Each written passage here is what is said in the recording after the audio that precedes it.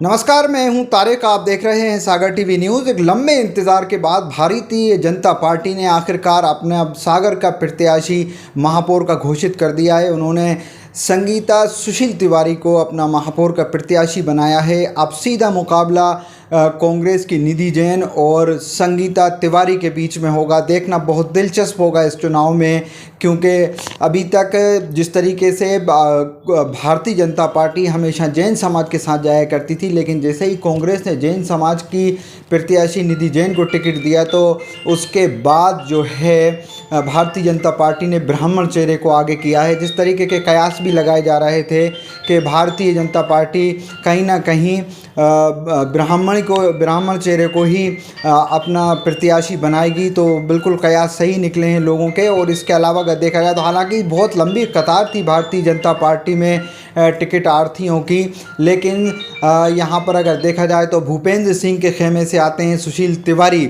उनकी पत्नी संगीता तिवारी को टिकट दिया गया है। तो जिस अंदाज में देखा जाए पूरे महापौर के चुनाव में जो है वो ठाकुर भूपेंद्र सिंह नगरीय प्रशासन मंत्री की चली है और आखिरकार वो अपने खेमे में टिकट दिलाने में बहुत कामयाब हुए हैं। उन्होंने बिल्कुल आखिरी में आए और सुशील तिवारी का नाम आगे बढ़ाया और उसके बाद जैसे ही कोर कमेटी की बैठक हुई उसमें सुशील तिवारी के नाम का चयन कर लिया गया, सुशील तिवारी की पत्नी संगीता तिवारी को।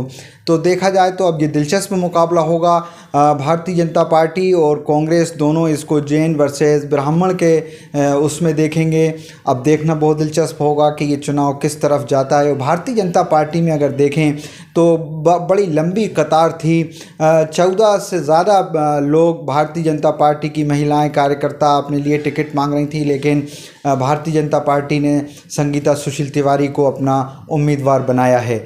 बहुत हद तक अब शाम देखना ये होगा कि पार्षदों की जो लिस्ट है वो किस तरीके से आती है। देखा जा रहा है कि हो सकता है कि शैलेंद्र जैन जो सागर के विधायक हैं उनको तमाम जो है वो पार्षदी के टिकट उनके खेमे में दे दिए गए हों और भूपेंद्र सिंह जो नगरीय प्रशासन मंत्री हैं उनको महापौर का उनके खेमे को महापौर का टिकट दिया। और सामंजस्य ज़रूर बनाने की कोशिश की होगी भारतीय जनता पार्टी ने।